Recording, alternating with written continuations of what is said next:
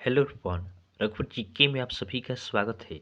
आज हम लोग बिहार बीएड एंट्रेंस एग्जाम 2023 से रिलेटेड जीके के टॉप 25 क्वेश्चंस का डिस्कशन करेंगे। यह हमारा सुपर 30 सीरीज का जीके का छठा क्लास है, तो आप वीडियो को लास्ट तक देखें। वीडियो पसंद है तो चैनल को सब्सक्राइब जरूर करें ताकि आगे आने वाले क्लास का नोटिफिकेशन आपको मिलता रहे। तो चलिए आज का क्लास हम स्टार्ट करते हैं। हमारा फर्स्ट क्वेश्चन है, निम्नलिखित में से कौन संसद का अनन्य भाग नहीं है? तो ध्यान देंगे, संसद इसके कितने भाग होते हैं? संसद के आपके तीन भाग होते हैं। एक आपके होते हैं राष्ट्रपति होते हैं, दूसरा आपका होता है लोकसभा और तीसरा क्या होता है राज्यसभा। उपराष्ट्रपति आपके क्या होते हैं? संसद के भाग नहीं होते हैं। तो हमारा आंसर क्या होगा? ऑप्शन बी हमारा सही आंसर होगा। ध्यान रखेंगे, संसद के कितने भाग होते हैं? संसद के भाग या अंग पूछ सकता है। संसद के तीन अंग होते हैं। नेक्स्ट क्वेश्चन है, भारतीय संसद के कितने अंग है? अब देखिए, भारतीय संसद के कितने अंग है? तो भारतीय संसद के आपके तीन अंग है। कौन कौन है? तो राष्ट्रपति, उसके बाद लोकसभा और राज्यसभा। यही आपसे पूछे कि संसद के कितने सदन है, अगर आपसे पूछ ले कि संसद के सदन कितने हैं, तो सदन आपके दो होते हैं। एक आपका होता है लोकसभा और दूसरा क्या होता है? राज्यसभा। दूसरा आपका हो गया राज्यसभा। राज्यसभा को आपका स्थायी सदन कहा जाता है, लोकसभा को आपका अस्थायी सदन कहा जाता है। लोकसभा का आपका क्या कहा जाता है? इसे आपका लोकप्रिय सदन भी कहा जाता है।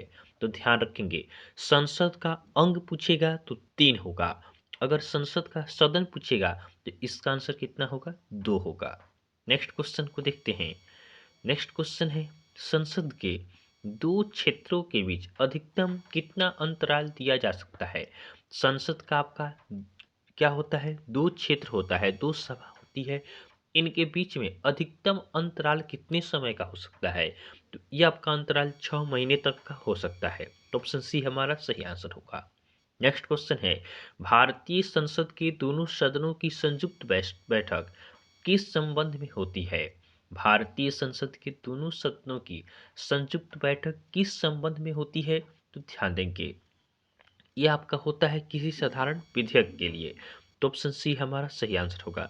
जब क्या होता है, किसी विधेयक को लेकर आपका दोनों सदनों के बीच मतभेद होता है, तो उस स्थिति में आपका राष्ट्रपति द्वारा दोनों सदनों का संयुक्त बैठक कराया जाता है।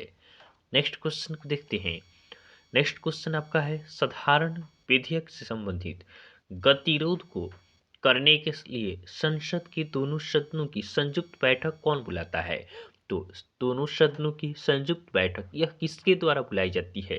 तो यह आपका राष्ट्रपति द्वारा बुलाई जाती है। तो ऑप्शन ए हमारा सही आंसर होगा। ध्यान रखेंगे, अभी हमने आपको बताया है कि संसद के दोनों सदनों के बीच किसी विधेयक को लेकर आपका क्या होता है? मतभेद होता है। तो इस स्थिति में आपका राष्ट्रपति द्वारा दोनों सदनों का संयुक्त बैठक बुलाया जाता है। और इसकी अध्यक्षता कौन करते हैं? तो संयुक्त बैठक इसकी अध्यक्षता आपका लोकसभा अध्यक्ष द्वारा की जाती है। नेक्स्ट क्वेश्चन है, यदि किसी सामान्य विधेयक पर राज्यसभा और लोकसभा के बीच गतिरोध आता है तो उसका समाधान कौन करेगा? यदि किसी सामान्य विधेयक पर राज्यसभा और लोकसभा के बीच आपका गतिरोध आता है, अर्थात मतभेद होता है, तो उसका समाधान कौन करता है? तो इसका समाधान आपका संसद का संयुक्त सत्र करता है, अर्थात ऑप्शन सी हमारा सही आंसर होगा। क्या है, किसी भी सामान्य विधेयक पर राज्यसभा और लोकसभा इन दोनों के बीच आपका जब भी गतिरोध होता है, तो इसका समाधान आपका दोनों सदनों का संयुक्त अधिवेशन द्वारा किया जाता है। नेक्स्ट क्वेश्चन को देखते हैं। नेक्स्ट क्वेश्चन है, कौन सी प्रथा संसदीय प्रणाली को भारत की देन है? कौन सी प्रथा संसदीय प्रणाली को भारत की देन है? तो इस प्रश्न का सही उत्तर होगा ऑप्शन ए शून्यकाल। शून्यकाल यह आपका संसदीय प्रणाली को भारत की देन है। और ध्यान रखेंगे कि संसद की कार्यवाही सूची में प्रथम विषय आपका प्रश्नकाल का होता है। संसद की कार्यवाही सूची में प्रथम विषय प्रश्नकाल का होता है। नेक्स्ट क्वेश्चन है, सापेक्षिक आर्द्रता के मापन हेतु किस उपकरण का प्रयोग किया जाता है? तो सापेक्षिक आर्द्रता इसके मापन के लिए आपका हाइग्रोमीटर का यूज किया जाता है। तो ऑप्शन बी हमारा सही आंसर होगा। ध्यान रखेंगे ऑप्शन ए में है हाइड्रोमीटर। तो हाइड्रोमीटर का उपयोग आपका द्रव के घनत्व मापने में किया जाता है। उसके बाद ऑप्शन सी में है बैरोमीटर। तो बैरोमीटर का प्रयोग आपका वायु दाब मापने में किया जाता है। उसके बाद ऑप्शन डी में है मैनोमीटर। तो मैनोमीटर का प्रयोग आपका दाब के मापन में किया जाता है। नेक्स्ट क्वेश्चन को देखते हैं। नेक्स्ट क्वेश्चन आपका है उच्च तापमान के मापन हेतु किस उपकरण का प्रयोग किया जाता है। तो उच्च तापमान इसके मापन हेतु किस उपकरण का प्रयोग किया जाता है। तो इसके लिए आपका पायरोमीटर का यूज किया जाता है। तो ऑप्शन सी हमारा सही आंसर होगा। नेक्स्ट क्वेश्चन है पवन की गति निम्नलिखित में से किस यंत्र मापी द्वारा मापा जाता है। पवन की गति को हम किस यंत्र द्वारा मापते हैं। तो पवन की गति इसको आपका एनीमोमीटर द्वारा मापा जाता है। तो ऑप्शन सी हमारा सही आंसर होगा। नेक्स्ट क्वेश्चन को देखते हैं। नेक्स्ट क्वेश्चन है कैलोरीमीटर से क्या मापा जाता है। कैलोरीमीटर इससे के द्वारा क्या मापा जाता है। तो कैलोरीमीटर से हम आपका ऊष्मा की मात्रा को मापते हैं। तो ऑप्शन बी हमारा सही आंसर होगा।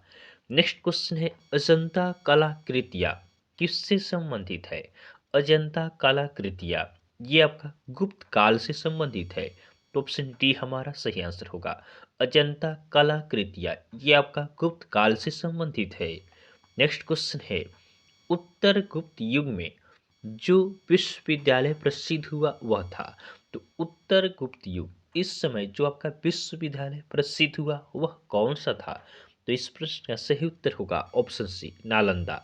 नालंदा विश्वविद्यालय ये आपका उत्तर गुप्त युग में आपका प्रसिद्ध हुआ था। नेक्स्ट क्वेश्चन है भारतीय संस्कृति का स्वर्ण युग था। तो भारतीय संस्कृति का स्वर्ण युग किसे कहा जाता है। तो यह आपका गुप्त काल को कहा जाता है। तो ऑप्शन डी हमारा सही आंसर होगा। नेक्स्ट क्वेश्चन को देखते हैं। भारत का राष्ट्रीय पशु क्या है। भारत का राष्ट्रीय पशु क्या है। तो भारत का राष्ट्रीय पशु यह आपका बाघ है। तो ऑप्शन सी हमारा सही आंसर होगा। इसी के साथ याद रखेंगे कि भारत का राष्ट्रीय पक्षी क्या है। तो भारत का राष्ट्रीय पक्षी आपका मोर है। भारत का राष्ट्रीय जलीय जीव क्या है। तो भारत का राष्ट्रीय जलीय जीव ये आपका डॉल्फिन है। और भारत का राष्ट्रीय वृक्ष क्या है। तो भारत का राष्ट्रीय वृक्ष ये आपका बरगद है। नेक्स्ट क्वेश्चन है भारत का राष्ट्रीय गीत वंदे मातरम सर्वप्रथम कब गाया गया। तो वंदे मातरम यह सबसे पहले कब गाया गया। तो यह आपका 1896 ईस्वी में सबसे पहले गाया गया। तो ऑप्शन बी हमारा सही आंसर होगा। ध्यान रखेंगे भारत का राष्ट्रगीत वंदे मातरम इसकी रचना आपका बंकिम चंद्र चटर्जी ने की है। नेक्स्ट क्वेश्चन है हाइड्रोजन को जलाने पर क्या बनेगा। हाइड्रोजन को हम जलाते हैं तो क्या बनेगा। हाइड्रोजन को जलाने पर आपका पानी बनता है। तो ऑप्शन डी हमारा सही आंसर होगा। नेक्स्ट क्वेश्चन है प्रकृति में पानी का सबसे शुद्ध रूप क्या है। प्रकृति में आपका पानी का सबसे शुद्ध रूप यह क्या है। तो यह आपका वर्षा का जल है। तो ऑप्शन ए हमारा सही आंसर होगा। प्रकृति में पानी का सबसे शुद्ध रूप वर्षा का जल होता है। नेक्स्ट क्वेश्चन है जल में हाइड्रोजन तथा ऑक्सीजन का अनुपात भार के अनुसार है। तो जल में आपका हाइड्रोजन तथा ऑक्सीजन इसका अनुपात भार कितना होता है। तो इसका अनुपात आपका 1:8 होता है। तो ऑप्शन डी हमारा सही आंसर होगा। नेक्स्ट क्वेश्चन है द्रव्यमान संख्या किसका योग है। तो द्रव्यमान संख्या यह आपका प्रोटॉन और न्यूट्रॉन की संख्या के योग के बराबर होता है। तो ऑप्शन बी हमारा सही आंसर होगा। द्रव्यमान संख्या यह आपका प्रोटॉन और न्यूट्रॉन इन दोनों की योग के बराबर होता है। नेक्स्ट क्वेश्चन है बिहार का सबसे बड़ा शहर कौन सा है। बिहार का सबसे बड़ा शहर कौन सा है। तो बिहार का सबसे बड़ा शहर यह आपका पटना है। तो ऑप्शन सी हमारा सही आंसर होगा। नेक्स्ट क्वेश्चन है बिहार का राजकीय गीत क्या है। बिहार का राजकीय गीत क्या है। तो बिहार का राजकीय गीत यह आपका मेरे भारत के कंठहार है।